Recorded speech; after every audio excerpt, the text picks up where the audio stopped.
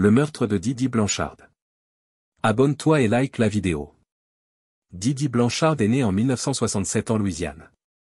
Elle avait une enfance difficile, marquée par des tensions familiales.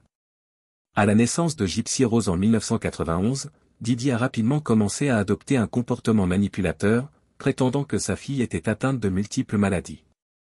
Didi a convaincu son entourage que Gypsy souffrait de leucémie, de dystrophie musculaire, et qu'elle avait besoin de traitements réguliers, y compris des opérations chirurgicales.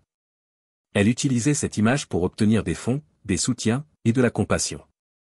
Gypsy était souvent vue avec un fauteuil roulant, bien qu'elle soit en bonne santé. Didi contrôlait la vie de Gypsy à tous les niveaux. Elle l'isolait des amis et de la famille, et toute rébellion ou contestation était sévèrement punie. Gypsy ne savait même pas son âge réel pendant une période, pensant qu'elle avait toujours 14 ans. En grandissant, Gypsy a commencé à réaliser l'ampleur de la manipulation. Elle s'est connectée à Internet, a rencontré des gens, et a finalement commencé une relation en ligne avec Nicolas Godjon. Cette relation a été un tournant pour elle, lui donnant une échappatoire à sa situation. En 2015, Gypsy, désespérée de mettre fin à la souffrance, a planifié le meurtre de sa mère avec Nicolas. Le 14 juin 2015, ils ont mis leur plan à exécution. Nicolas s'est introduit chez eux et a poignardé Didi à mort pendant qu'elle dormait. Après le meurtre, Gypsy et Nicolas ont tenté de fuir.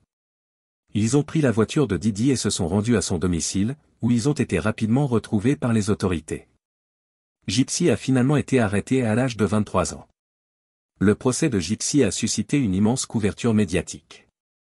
En 2016, elle a plaidé coupable de complicité dans le meurtre de sa mère et a été condamnée à 10 ans de prison. Elle a été vue comme une victime qui a agi sous l'emprise de sa situation. Le cas de Didi et Gypsy a soulevé de nombreuses questions sur la santé mentale, les abus, et le système judiciaire. L'histoire a inspiré plusieurs documentaires et une série télévisée, mettant en lumière la manipulation et la souffrance que Gypsy a subie.